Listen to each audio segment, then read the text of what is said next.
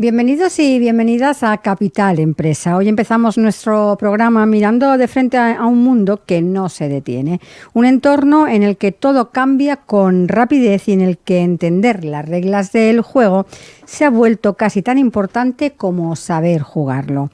La forma en que interpretamos la realidad económica, social y empresarial condiciona directamente las decisiones que tomamos, tanto a nivel individual como en el mundo de la empresa. Con esa idea arrancaremos en nuestro espacio la Antibiblioteca, reflexionando sobre cómo se está transformando nuestra manera de entender el presente y qué claves pueden ayudarnos a afrontar el futuro con más criterio.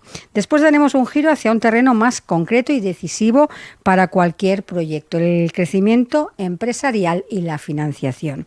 Hablaremos de cómo han evolucionado las formas de acceder al capital, qué alternativas existen hoy más allá de las vías tradicionales y qué papel juega una buena estrategia a la hora de hacer que una empresa avance y se consolide en el tiempo. Un programa que conecta ideas y realidad, pensamiento y acción para entender mejor cómo se construye el futuro de las empresas. Así que arrancamos Capital Empresa.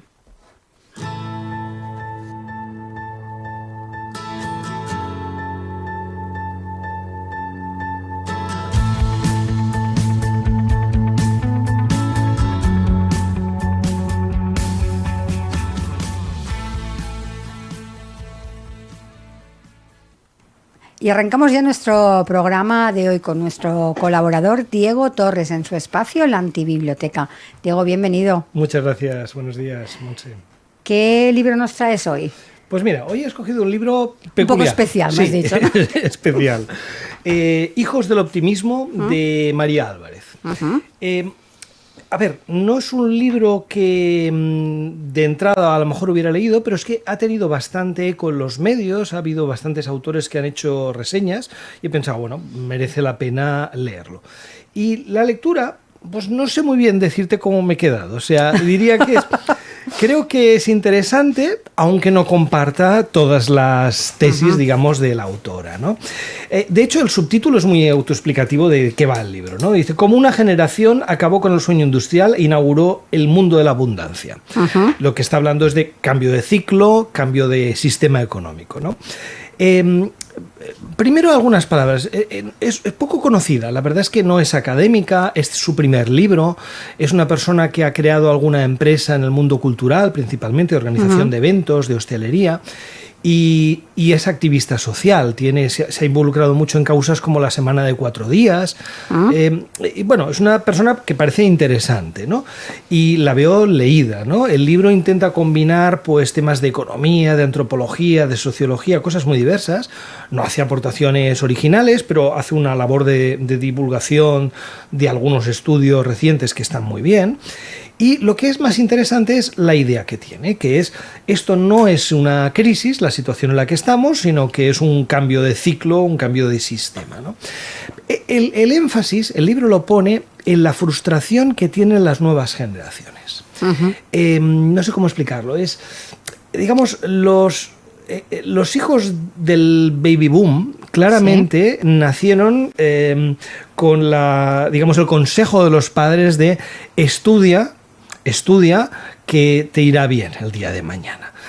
A lo mejor podrías también ganar dinero sin estudiar rápidamente trabajando en la obra o trabajando, pero que el estudiar, el adquirir conocimientos te va a ayudar en la vida a largo plazo. Y lo que viene a decir es las generaciones jóvenes se sienten defraudadas como si, eso no basta. Para nada estoy encontrando un resultado. Hay precariedad laboral, todo el mundo tiene estudios, por lo tanto no te diferencia. Habla de un cierto malestar. Podríamos decir si ese es el único origen del problema o hay otros, ¿no? Pero bueno, su tesis es esta. Y lo que viene a decir es muy singular el momento en el que estamos. O sea, dice, la historia de la evolución humana es de precariedad absoluta. Y solamente hace 250 años, con la revolución científica y la revolución industrial, empezamos a vivir con más riqueza. Y ha ido creciendo mucho esa riqueza. Y hay una abundancia tremenda. Pero de alguna manera ha cambiado. Ya no estamos hablando de productos físicos materiales, sino de economía del conocimiento, y eso es muy diferente, porque el conocimiento no lo puedes empaquetar y vender a tal precio, sino que una vez está liberado, digamos, beneficia a todos, pero no puedes hacerte tú con los resultados de ese beneficio. Y lo que viene a insinuar, de alguna forma, es que el sistema, no lo llega a decir, pero se ve perfectamente el siguiente libro que escriba, y yo estoy convencido que va a defender cosas como la renta mínima universal. Porque lo que viene a decir es ese beneficio que sí que está creando la economía, la ciencia actual, no lo puedes apropiar y se tiene que repartir de alguna manera. Y mientras no lo hagamos, vamos a seguir en esta situación donde ves las estadísticas y parece que no vamos a ningún sitio. Realmente la productividad no avanza desde hace mucho tiempo. Lo que viene a decir es no avanza por cómo la medimos. O sea, lo que hay es más abundancia, pero la productividad medida, como siempre se ha medido en economía, no está reflejando esa situación nueva. Bueno, yo diría que no me acaba de gustar por dónde apuntan sus soluciones, pero, oye, hay que leer lo que te gusta y lo que no te gusta, y en cualquier caso la pregunta que plantea me parece que es interesante, ¿no? En el fondo está diciendo si estamos ante un cambio de modelo, cómo será este modelo y qué tenemos que hacer, ¿no? Para pensar, y como lectura veraniega, me ha parecido interesante traerlo hoy aquí. Diego, uno de los mensajes centrales del libro es que seguimos intentando, lo decías tú ahora un poco, resolver problemas nuevos con herramientas del siglo pasado. ¿Cuál sería el ejemplo más claro de esta contradicción?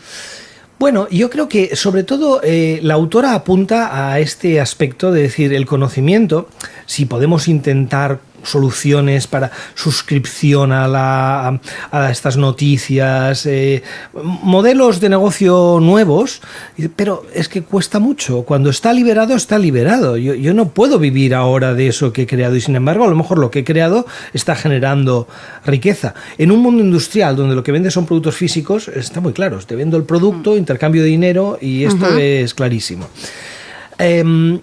Yo creo que no pone ejemplos muy claros y ese es uno de los puntos que me queda a mí de la lectura, decir, bueno, creo que sí, que apunta algo interesante, pero todavía tendría que entrar más en el detalle para entenderlo mejor. Pero algo sí es cierto, O sea, es verdad que hay riqueza, hay capital y sin embargo no es que no funcione el ascensor social, porque no es eso, pero estamos viendo que hay problemas, sobre todo para las generaciones que están uniéndose al mundo económico hoy en día y que haya o no el problema, y da igual cuál sea la magnitud, hay una inquietud. Alguna de estas generaciones está viendo como que algo no le funciona. Hay que distinguir entre lo que es que no funciona el sistema o a lo mejor no estamos haciendo lo apropiado para sobrevivir y prosperar en ese sistema, ¿no? Pero son temas distintos. Un poco por ahí va mi siguiente pregunta, porque la autora habla de un futuro de abundancia en un momento, el actual, en el que estamos oyendo bastantes discursos pesimistas. ¿Ese optimismo está realmente fundamentado o es una apuesta de un poco de confianza? A ver, en parte yo sí que comparto su tesis. Es decir, si miramos, oye, tenemos alimentación, no debería ser un problema. Tenemos capacidad de producción. Otra cosa es que sabemos todos que el problema no es solo la producción, sino la distribución, ¿no? Sí. Tenemos medicinas, soluciones médicas como nunca hemos tenido. Tenemos muchos elementos para decir deberíamos ir viviendo cada vez mejor. Y de hecho, según cómo mides nuestra vida, pues ves que sí, que vivimos mejor. Pero hay tensiones. Hay tensiones en el quién accede a eso, de qué manera, las desigualdades. Hay un montón de elementos que dices algo no está del todo funcionando bien. A mí me falta ese análisis de explícame bien por qué, o por qué, digamos, el paso a la economía del conocimiento, a la desmaterialización, digamos, de la economía, por qué está llevando a esto. Y ahí no llega. Por eso te decía, Está bien la pregunta, habrá que leer más, habrá que leer otros autores para intentar tener alguna respuesta. Yo ya para acabar con el libro, si un empresario o un profesional solo pudiera quedarse con una enseñanza de Hijos del Optimismo, ¿cuál crees que debería ser? Bueno, yo diría que atención a lo que está pasando. Hay economistas que todos conocemos que su tesis es el mundo se acaba, sí. y el mundo se acaba cada año. No, esta autora no está diciendo el mundo se acaba, pero está diciendo el mundo va a cambiar. Bueno, no estoy seguro de ello, pero sí creo que merece la pena tener atención, leer sobre estas cosas y tener la orejita preparada para captar tendencias y cambios. Pues Diego, como siempre, muchas gracias y otro libro más en nuestra biblioteca. Gracias. Montse. Y con Diego hemos hablado de optimismo, de transformación y de cómo el mundo está cambiando más rápido que nunca. Pero entre las ideas y los resultados hay un paso imprescindible: convertir los proyectos en realidad. Y ahí entra en juego un elemento que muchas veces pasa desapercibido hasta que hace falta: la financiación. ¿Cómo acceden hoy las empresas al capital? ¿Qué opciones existen más allá de la banca tradicional? ¿Y qué errores siguen frenando el crecimiento de muchos negocios? De todo esto hablaremos con nuestra invitada de hoy, con Yolanda de Gregorio Velázquez, responsable de Kenta Capital en Cataluña. Yolanda, bienvenida. Muchas gracias. Yolanda, para... Un matiz. Dime, responsable de Kenta Capital Asset Management, que es una de las verticales de Kenta Capital. Perfecto, pues muchas gracias. De hecho, dicho el matiz, no vaya a haber aquí problemas. Yolanda, para empezar y para que os conozcan un poco más nuestros oyentes, cuéntanos qué es Kenta Capital. Pues Kenta Capital es una entidad independiente que se dedica, que da vueltas siempre alrededor de la deuda y de la financiación, ¿no? Nace en 2022. La fundan exdirectivos de alto nivel de banca, ¿no? Y bueno, pasa pues de muy pocas personas a más de 60 que somos ahora, ¿no? Kenta Capital se dedica a asesorar a bancos, asesorar a empresas, ¿no? En la búsqueda de financiación. A bancos les asesora en bancos más pequeños, ¿no? En entidades en las que pues no tienen un equipo de financiación estructurado, mercado de capitales muy potente, pues asesora a algunas entidades y hacen esta función, ¿no? Hay otra vertical que es la asesorar a compañías, es decir, asesorar a compañías en la búsqueda de financiación. Todos tenemos la idea de que tú vas al banco, una compañía va al banco y pide financiación. A veces, oye, igual vale la pena tirar de un asesor financiero que conozca a todo el mercado, ¿no? Que existe, tanto bancario como no bancario, y que te ayude a buscar la mejor opción. Porque cuando pones en competencia a todas las entidades es cuando ahí consigues las mejores condiciones. Entonces, Kenta Capital lo que hace es ayudar a muchas compañías en la búsqueda de financiación. Asesora a las compañías, estructura analiza qué necesitas, estructura la deuda y se va a la búsqueda de la mejor solución, ¿no? Y luego hay una tercera vertical, hay otras cosas, pero una tercera vertical que es la que yo soy responsable en Cataluña, que es la de Asset Management, y que son fondos de deuda. O sea, todo siempre relacionado con la deuda y la financiación, ¿vale? Entonces, ya crearon... yo me incorporo hace un mes, realmente hace poquito, y ya crearon un fondo de deuda de pagarés, ¿no? En que las compañías, pues bueno, en lugar de invertir su tesorería en una cuenta corriente o en un pagaré de una empresa, pues invierte en este fondo, ¿no? Y siempre rascas un poco más de rentabilidad. Y luego han creado dos fondos, yo creo que son muy innovadores, uno en el País Vasco, que ya hace más meses que está en marcha, con la garantía del Cargi, que es un fondo de deuda dirigido a pymes. A pymes del País Vasco, ¿no? Y ahora aquí a pymes catalanas con Avalis, con la garantía de Avalis, ¿no? ¿Qué consiguen con esto? Llegar a un target, ¿no? A las pymes a las que no tenían normalmente acceso a ese tipo de productos, que es la deuda privada, ¿no? Porque tradicionalmente cuando tú buscas financiación o buscabas financiación siempre pensabas en un banco. Esto ha ido cambiando, ¿no? Recientemente leí pues que entre ahora es un 70-30, un 70% de deuda es puro banco y 30% es deuda privada, ¿no? Y lo que faltaba era que esa deuda privada llegara a las pymes. A las pymes pyme, pues menos de 50 millones de facturación y menos de 250 empleados, la definición de pyme europea, sí. ¿no? Entonces empezaron en el País Vasco creando un fondo que con la garantía del Cargi, ¿no? Y la verdad es que tuvo mucha aceptación y quisieron replicarlo también aquí en Cataluña, ¿no? Que son como dos comunidades con un tejido empresarial muy potente, ¿no? En el que hay mucha empresa mediana y familiar y mucha pyme, ¿no? Que al final son los que tiran del carro, ¿no? Y no siempre tienen las mejores condiciones. Entonces, pues nada, hace 15 días se presentó oficialmente el Fondo de Pymes Catalanas, ¿no? Y yo creo que va a ser un éxito, porque hasta ahora la deuda privada, o sea, el Fondo de Pymes Catalanas permite dar financiación a empresas entre 1 millón, con tickets desde 1 millón a 4 millones, ¿vale? Cuando hasta ahora la deuda privada normalmente era con tickets de 10, 15 millones de euros, ¿no? O sea, nadie miraba para abajo.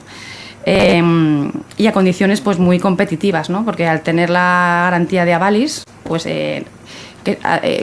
estamos hablando de un Euribor más 4,5, ¿no? Cuando tradicionalmente un fondo de deuda estamos hablando de Euribor más 8, más 9, ¿no?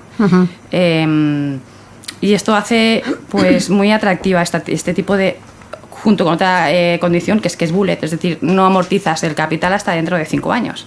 Con lo cual esto permite a la compañía generar caja, reinvertirla en la compañía, crecer, y oye, luego o devuelves o refinancias con una deuda con una entidad bancaria, ¿no? Entonces yo creo que es súper buen producto para las pymes. Yolanda, tú llevas más de 2 décadas asesorando operaciones de financiación. Si comparas el momento actual con otros ciclos económicos, ¿qué está cambiando realmente en las empresas, en la forma en las que las empresas acceden al capital? Bueno, yo creo que radica sobre todo en que hay más players, ¿no? Antes eran los bancos, única y exclusivamente, y cada vez más hay otras entidades que dan deuda, ¿no? Que dan financiación. Entonces esto también hace ponerse las pilas a los bancos, ¿no? Porque al final, ¿no? Cuanto hay más competencia, pues ahí mejoran las condiciones. Pero vamos, sigue siendo tradicionalmente una financiación bancaria, ¿no? Antes me hablabas de los asesores financieros. ¿Cuándo sería el momento de sentarse con un asesor? Porque muchas empresas empiezan a buscar liquidez cuando ya es tarde. Exacto. Entonces, ¿cuál sería el momento? Pues cuando tienen planes de crecimiento. Yo he visto muchas compañías realmente mal financiadas, es decir, que no tienen una estrategia financiera a largo plazo. O sea, a mí me da la sensación de que las grandes compañías, que es donde me he movido, ¿no? La mayor parte de mis años, sí que tienen unos departamentos financieros con grandes directores financieros que planifican, ¿no? a largo plazo. En cambio, las compañías más pequeñas, yo creo que ¿no? Las direcciones financieras o los departamentos financieros van creciendo, están en el día a día y creo que se olvidan un poco de la planificación a largo plazo, ¿no? Entonces yo creo que aquí hay que dedicar tiempo, ¿verdad? Y un día lo hablamos contigo, Diego, oye, la compañía tiene que crecer, ¿no? Pues no solo técnicamente o a nivel de producción, es que la financiación es muy necesaria para el crecimiento. Entonces yo creo que tienen que tener o que tienen que dedicar más tiempo a la parte de planificación financiera a largo plazo. Por alusiones. No, totalmente de acuerdo. La verdad es que la empresa pequeña muchas veces está tan inmersa en su día a día que piensa que si le va bien, pues ya se resolverá todo. Y a veces es lo contrario, o sea, depende de tus márgenes, las inversiones necesarias. El que te vaya bien te va a llevar a una necesidad de financiación que si no la tienes presente mucho tiempo antes de que sea necesaria, es que no vas a salirte. Hay muchas empresas que mueren de éxito. La frase es como habitual, pero es que el motivo suele ser ese, suele ser que precisamente porque me ha ido bien y no he pensado en el largo plazo y en la financiación, después estoy condenada a una situación que no tiene casi salida. Y está cambiando, quizás sí, pero cuesta cambiar esta mentalidad. Muchas veces se entiende la financiación como lo pongo entre comillas, un mal necesario. Sin embargo, vosotros defendéis que puede convertirse en una ventaja competitiva, porque hay mucha diferencia entre buscar dinero y diseñar una verdadera estrategia financiera. Un poco para los dos os lanzo la pregunta. Bueno, desde el punto de vista, ¿no?, más bancario, financiero, puro, es que para crecer, yo me encuentro con muchas compañías que tienen cero deuda, compañías enormes, que facturan mucho, y porque les dan como pánico a la financiación. Pero una financiación a medida, ¿no?, justa, yo creo que te lleva más lejos, ¿vale? Porque te permite tener más capital para invertir en el crecimiento. Entonces, a mí curiosamente hay muchas compañías que sí, que están muy bien, que van muy bien y que tienen cero financiación, pero tampoco es lo más eficiente del mundo no tener nada de financiación. El otro extremo tampoco, el estar muy apalancado tampoco, porque vas con una soga al cuello, ¿no? Entonces, pero eso sería mi reflexión. Sí, yo hace muchos años trabajé con una empresa americana, familiar, que tenía esa política, es decir, no tenemos nunca deuda bancaria, nos autofinanciamos. Y no era tanto por miedo al riesgo, a ver, sí al riesgo, pero habían tenido que pasar por una época de recesión en la cual tuvieron que despedir gente y dijeron, nunca quiero volver a tener que llegar a esto. Y tomaron esa decisión. Al menos ellos eran muy conscientes de que iba a ser mucho más lento el crecimiento y que iban a perder a lo mejor alguna oportunidad. Lo malo es cuando tomas una decisión como esta sin haberlo sopesado y sin saber por qué lo haces y qué es lo que buscas. También es cierto que quizás el ser humano le cuesta aprender, o sea, aprendemos cuando nos pegan la torta. Si no, no nos damos cuenta. Entonces, ¿qué sucede? Ha habido compañías que en la última recesión tuvieron tal problema que ahora tienen una aversión al riesgo enorme. Yo creo que hay un equilibrio entre optimizar el crecimiento, que te puede llevar a riesgos. Cuando algo no va como se supone que iba a ir, pues puedes poner en peligro la continuidad de la compañía, y el quietismo al que te aboca el autofinanciarte exclusivamente. Y el balance ese lo que requiere es separarte del día a día y pensar un poco, que es lo que nos cuesta. Pero digo, ahora que hablas de crecimiento, muchas empresas tienden a crecer porque es lo que toca, ¿no? Sin inventar mucho, toca crecer, ¿no? ¿Cómo distinguir entre cuándo crecer que forma parte de una estrategia o cuando es simplemente una reacción de mercado? Bueno, a ver, es complicado. Hay dos factores, yo diría, grosso modo. Uno es, aunque muchos empresarios quieren crecer, y una organización es como un ser vivo.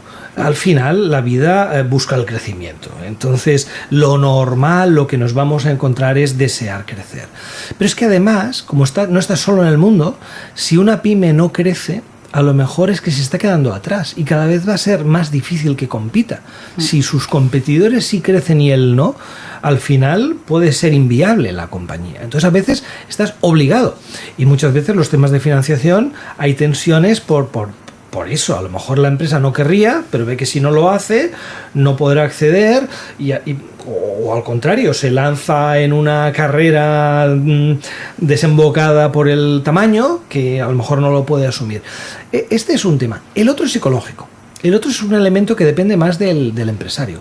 Hay empresarios que les hace feliz ese crecimiento, no por un tema de ambición económica, sino porque es como estoy jugando este juego y el feedback que tengo es que me va bien, y me va bien porque crezco. Y hay otros que dicen, ha dicho algún empresario alguna vez, oye, no cenaremos dos veces, ¿no? Ya estoy bien, no quiero crecer. Bueno, eso es una cuestión de valores personales. Lo que sí hay que sopesar es cuáles son tus valores y qué te exige el mercado. Porque a veces cuando hay una tensión entre esto, hay que tomar decisiones incómodas. Yolanda, hablando de asesoramiento financiero y de este mundo que hablábamos incluso con el libro no tan cambiante, tenemos una mirada a la inteligencia artificial, como no, tema del año. Sí. Tú comentabas o compartías una reflexión recientemente sobre que el futuro no depende tanto de la skill set como del mindset frente a la inteligencia artificial. ¿Cómo está cambiando esta inteligencia artificial a un asesor financiero y qué seguirá siendo exclusivamente humano? Hombre, yo creo que es una herramienta muy potente y que tenemos que aprovecharla, y porque hay unos procesos que se nos acortan, ¿no? Pues sobre todo en el research de información, ¿no? Pues incluso en la elaboración de un informe, ¿no? Todo lo que es como más...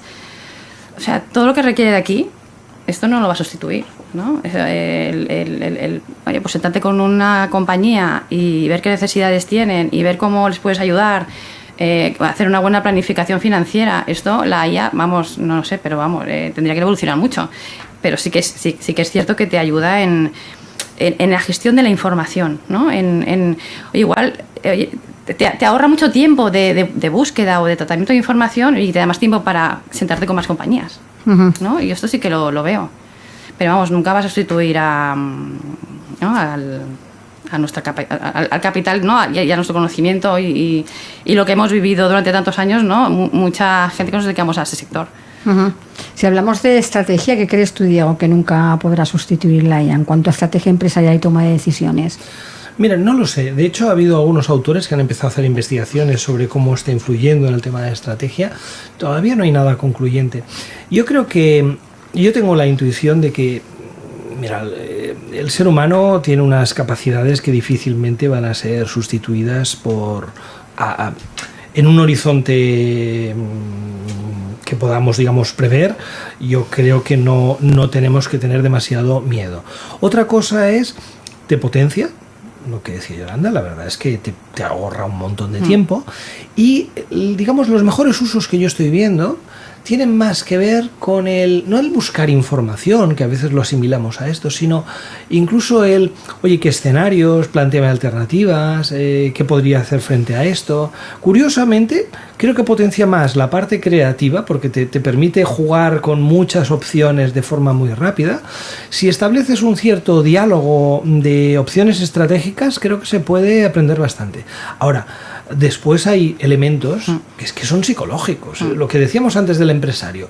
Pero ¿tú qué quieres? ¿Cuáles son tus valores? Pues esto no te lo va a decir ChatGPT, ni te lo va a decir ninguna otra. Eso tiene que ver con muchas cosas que son puramente humanas. Igual que las consecuencias. O sea, pues a lo mejor te conviene cerrar un negocio. Yo he visto empresarios que han inventado marcas nuevas que después han sido muy exitosas porque lo que no querían es reducir personal, porque no querían dejar a unas familias fuera, y eso les ha llevado a ser mucho más creativos. Si simplemente preguntas y la máquina te dice no es rentable, desinvierte este negocio, eso no habría sucedido. Yo creo que habrá espacio para ambas cosas, pero siempre totalmente, que haya criterio. Yolanda, imaginemos una empresa que factura entre unos 15 y 20 millones de euros y quiere dar un salto importante. ¿Cuáles serían las 3 preguntas que debería hacerse antes de salir a buscar financiación? Uf, qué difícil. Pues oye, la primera sobre todo es qué nivel de endeudamiento tiene, ¿no? Porque al final, para ir a buscar financiación hay que ver en qué punto estás. Hay muchas compañías que quieren crecer vía financiación, pero no está capado, ¿no? Hay un endeudamiento máximo permitido que es el que lo capa. Pues no lo sé, o sea, desde el punto de vista de financiación, esto para mí es básico, ¿no? La capacidad de endeudamiento adicional que la compañía tiene. ¿Qué planes de crecimiento inorgánico o orgánico tiene la compañía, ¿no? Últimamente hay mucho movimiento en M&A, ¿no? Hay muchas compañías que compran otras compañías, ¿no? Y por ahí, yo creo que antes no se daba tanto, ¿verdad? Pero ahora se ha profesionalizado todo más, ¿no? Quizás también los departamentos financieros también se han profesionalizado, y una vía para crecer es vía inorgánicamente. Entonces cada vez hay más alternativas para la compra de compañías, ¿no? Y si tú no sabes hacerlo, cada vez hay asesores que te asesoran en la búsqueda de compañías para comprar, ¿no? Y esto unido a la financiación, pues yo creo que te ayuda, ¿no? a crecer. Yolanda, ¿alguna vez habéis rechazado acompañar una operación porque a pesar de tener buenos números, el proyecto no genera confianza, aunque financieramente sea viable? Yo no lo recuerdo. O sea, hay unos sectores en los que sí que es cierto que no vamos a entrar. el mundo final. O sea, normalmente todos somos iguales, bancos, fondos, ¿no? Que es armamento, que es, ¿vale? Que es, bueno, una serie de fondos ahí de compañías que no entramos. Yo, todos los proyectos que me han caído en mi mesa, si financieramente son viables y no desde el punto de vista de valores, no, pues son buenos, pues vamos, yo todos los he intentado tirar adelante. Además soy una persona que siempre me comprometo mucho y empatizo mucho con las empresas, con lo cual cuando vienen a verte vienen con toda su ilusión, ¿no? Para ellos es su hijo. Entonces, si financieramente es viable, yo siempre los he intentado acompañar.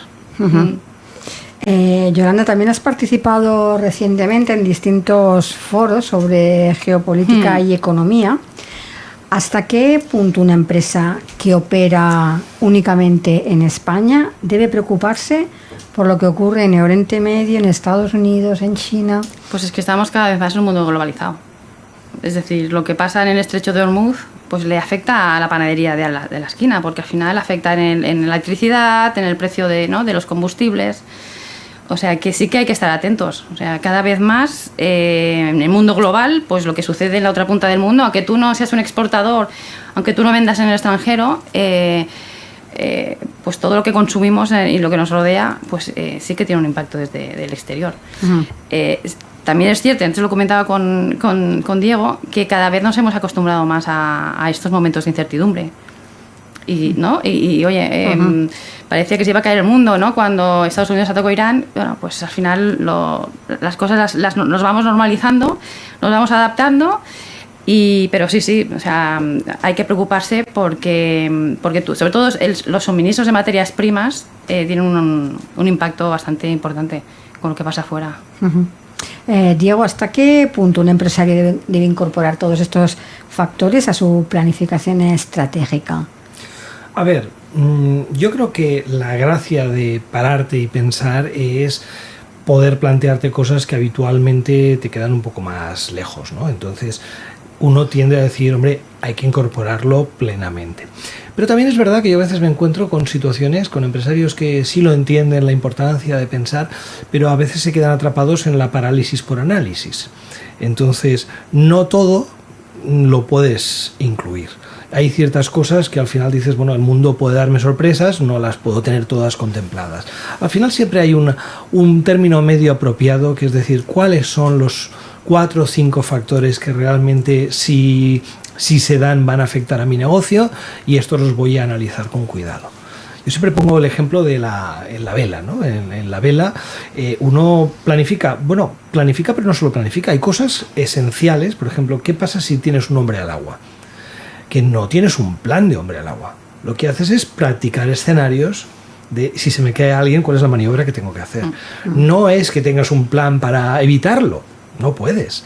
Lo que tienes es el ejercicio mental de haber pensado bastantes veces qué harías si se da esa situación para reaccionar más rápido. Al final, lo que ganas es agilidad de reacción principalmente. Pues esos 4 o 5 factores que sí pueden tener un impacto esencial en tu negocio, merece la pena dedicarle un tiempo y plantear los escenarios y la reacción tuya a esos escenarios. Porque quiero creer que ya no quedan empresarios que piensen que eso no va conmigo.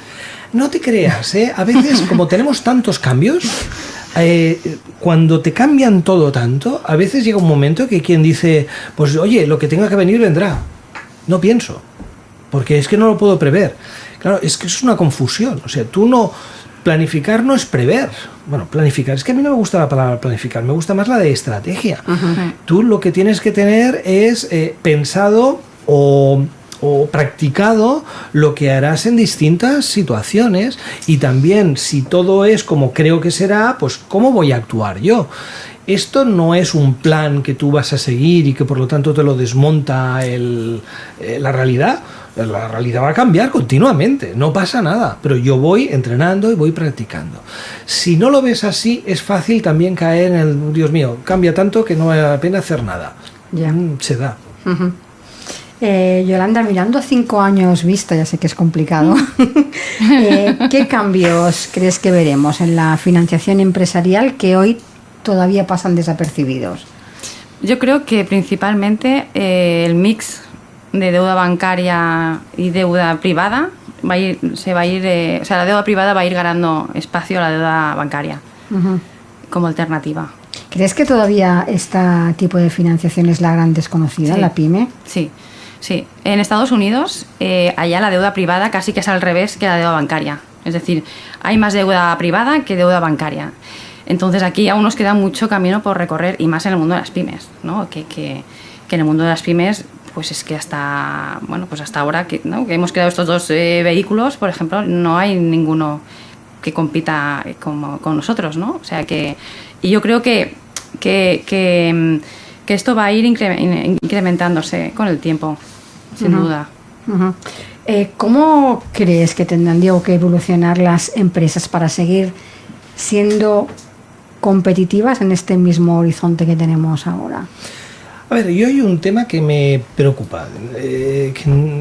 Pienso que hay una tendencia en esa dirección, pero no tengo claro cómo las pymes van a reaccionar. Y es justo lo que mencionábamos antes, el tamaño empieza a ser clave en muchos sectores y necesitas crecer. Entonces, como comentábamos antes, muchas pymes se dan cuenta que el crecimiento orgánico no les va a dar suficiente y empiezan a plantearse operaciones de adquisición, de M&A. Pero ahí pasan dos cosas. Uno es, no tienen esa experiencia financiera, ni los instrumentos pensados para hacer la adquisición, y tampoco, como no tienen la costumbre, también les cuesta mucho la integración de la empresa. A veces hay operaciones que yo he analizado 3 años después y dices, no te ha servido de nada. O sea, al final, por problemas de integración, han perdido el personal clave, han perdido los clientes clave y se han quedado casi como estaban antes, habiendo gastado mucho.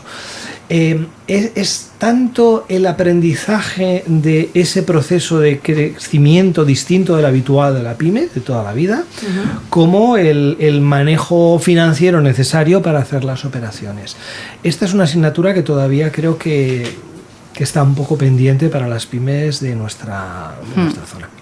Porque desde la estrategia empresarial, ¿qué está cambiando en las empresas para que necesiten replantearse su forma de crecer?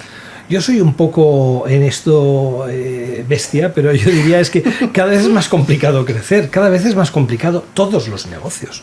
Somos muchos, hay mucha competencia, la competencia es global, no solo local, cambian las cosas con una velocidad grande. No es que sean sustancialmente distinto, pero la presión es mayor. Y las fórmulas tradicionales no bastan. Y cuando vas a un mundo nuevo para la pyme, como es el de la adquisición, pues no tenemos esa práctica. Y ahí es más importante todavía que en lo tradicional, que también lo es, ese tener una estrategia. O sea, ¿a dónde voy para saber qué compañía puede tener sentido que adquiera? ¿Y qué tengo que cuidar en ese proceso de adquisición para que eso sea fructífero? Yo creo que ahí todavía tenemos un cierto retraso con respecto a otros países y que no estoy seguro de que estemos avanzando a la velocidad necesaria. Porque a fecha de hoy, ¿cuál es el tipo o el perfil de empresa que viene buscando ahora estos servicios? Pues principalmente por encima de pyme, o sea, más empresas con más conocimiento, con más quizás equipos financieros, ¿no? Con más experiencia, ¿no? Pero creo que lo suyo es que vaya bajando, por ejemplo, M&A, pues el M&A, ¿no? El crecimiento inorgánico, sobre todo se daba en empresas más grandes, ¿no? Yo creo que cada vez va bajando a compañías más pequeñas, ¿no? Antes me preguntabas, ¿tú siempre has dado financiación, sí, financieramente? Vale, no sé, o sea, y ahora he pensado en algún caso que dices, bueno, si te piden financiación para un proyecto que no es coherente, ¿no? Oye, pues tú te dedicas pero quieres comprar una compañía, aunque financieramente salgan los números, pues es que ¿qué sabes tú de esa compañía B? ¿Por qué la quieres comprar, no? ¿Y cómo la integrarás? Entonces, ahí sí que hacemos la reflexión y si no lo vemos coherente, bueno, porque al final, entonces que financieramente no es viable, ¿no? Entonces yo creo que, volviendo un poco a lo que hemos comentado antes, cada vez que haya más conocimiento financiero en las direcciones financieras de esas pymes, pues mejor, ¿no? ¿Diego? Sí, yo creo que, a ver, en ese cambio que está teniendo lugar hay un cambio en el conocimiento que necesita la empresa. O sea, si está acostumbrada a crecer de forma orgánica, sabe hacer las cosas en su mercado, todo eso está muy bien, pero cuando compras a alguien nunca es exactamente el mismo negocio, siempre hay variantes y eso supone un proceso de aprendizaje importante. Las grandes normalmente ya lo han aprendido, aunque sea a tortas, como decíamos antes, y ya van con ciertos recursos y alerta para cómo se tiene que hacer esto. Y a veces a la pyme le pilla un poquito más despistado. Yo he visto bastantes casos de, no digo de fracaso, pero de, ostras, se ha perdido buena parte del valor de la adquisición simplemente por no haber hecho esta reflexión previa. Por eso te decía, creo que vamos a ir en esa dirección, pero hace falta un aprendizaje grande para que eso sea... Sí, eso os quería preguntar, porque os oigo y a veces pienso, ¿no? ¿Cuánto de preparadas están nuestras pymes para todos estos cambios de todo? De tecnología, de mentalidad, de maneras de final. Es que hay muchísimos cambios.